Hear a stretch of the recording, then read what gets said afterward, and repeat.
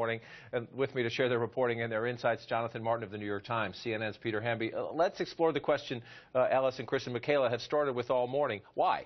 Why? You had this amazing world event yesterday, Solidarity in Paris, an amazing picture of world leaders. Here's some headlines this morning because the United States sent no high-profile official there. Look at these headlines this morning. The Daily News says, 40 leaders marched, 3 million people in Paris to defy terror. None of these men showed up, meaning the leaders of the United States there, the President, the Vice President, our Secretary of State, our Attorney General.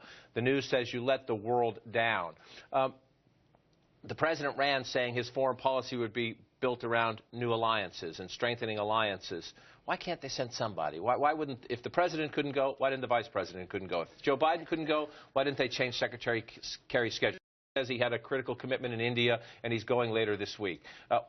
They could have called Bill Clinton or Hillary Clinton. Why not a big, look at the, I just put the picture back up of the world leaders. This is a pretty remarkable photo. You've got, Prime Minister Abbas and Prime Minister Netanyahu, President Abbas, excuse me, Angela Merkel there. This is the King of Jordan. Cameron, the King of Jordan. Hussein, and why is if the United States, I mean, forgive me, but if there's ever a picture that says our policy is leading from behind, that's it.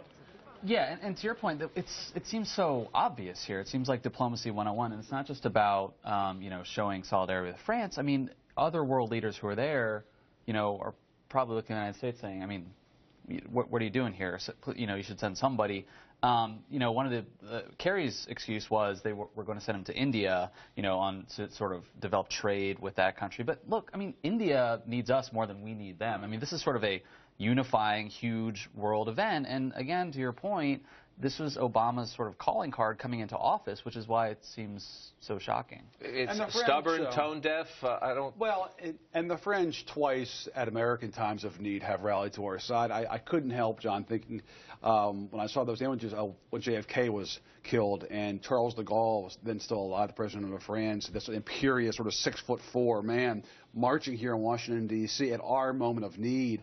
Very different, obviously, time, different events, but still to not see a high-profile American presence there as they had here after JFK was killed, as they rallied to our side after 9/11, I think a lot of Americans are going to say, what's going on Our oldest ally, France. Oldest ally. You just get the question that comes up is who, look, the President's CEO of the operation. The Secretary of State's job is to make sure we do the right things diplomatically. So it's, in some ways, it's John Kerry's day job. And he decides this commitment in India is more important. Isn't he supposed to say, well, then, if I'm going to keep this commitment, I have to make sure somebody who's of the United States is standing there in that front row? Somebody. And look, they argue that Eric Holder was over there. But sorry, working meetings. He wasn't right. I feel like it has to be someone bigger than that and known. No offense, Ambassador Nuland was there, the U.S. Ambassador to the European Union. She was in Washington, actually, at the march here with Christine Lagarde, the head of the IMF. The highest U.S. official at the march yesterday in Paris was the U.S. ambassador over there, who was a big Obama donor, who got that job in part because of her contribution to President Obama. So there was really nobody in that parade at the sort of top levels of the U.S. administration.